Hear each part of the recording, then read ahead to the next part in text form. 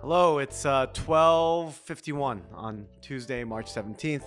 I had a few minutes, so I thought I'd pop up and talk about my last video. I was actually discussing it with Jake earlier today, and he said it felt very doomery, and I asked him why. He said, "Well, you're literally talking about how companies are laying off lots of people and replacing them with AI.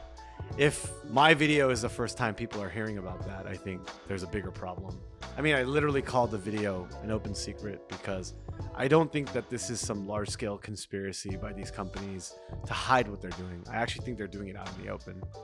And I think the bigger point, though, was, I guess the video kind of missed the mark because I didn't make that video to scare people. I was talking about what I was talking about because I wanted to inspire and hopefully empower people to start using these tools. I genuinely think that we've never had a period in time where we have more potential and more leverage for people that want to do things than right now. And so that was the point of the video. I definitely did not want it to be doomery.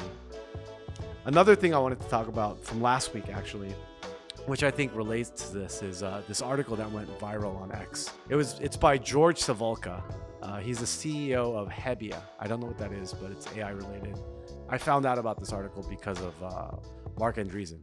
In the article, he talks about how AI has made every individual 10 times more productive, but yet no company has become 10 times more valuable.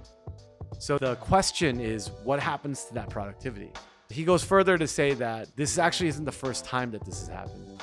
In the 1890s, electricity and brand new technologies were supposed to increase productivity, but that actually didn't happen because all they did was take the new technology and put it into the old form factor and the old infrastructure. It wasn't until a generation later that they actually redesigned everything from the floor up. It wasn't until the 1920s that they reimagined what the factory could look like. And that retooling for the new technology was what actually enabled real productivity. I think the article went viral because that's where we are with AI right now. It's a crazy new technology, but we still haven't figured out how to redesign all of this stuff from the floor up. It reminds me of another concept called skeuomorphic design. Skeuomorphic design, I found out about it because of Apple. When they first designed the iPhones, what they did was they designed things in a way that felt very familiar to the old thing. The ebook, they made it look like a book. They actually designed the bookshelf. The notes, they made it look like a legal pad with lines.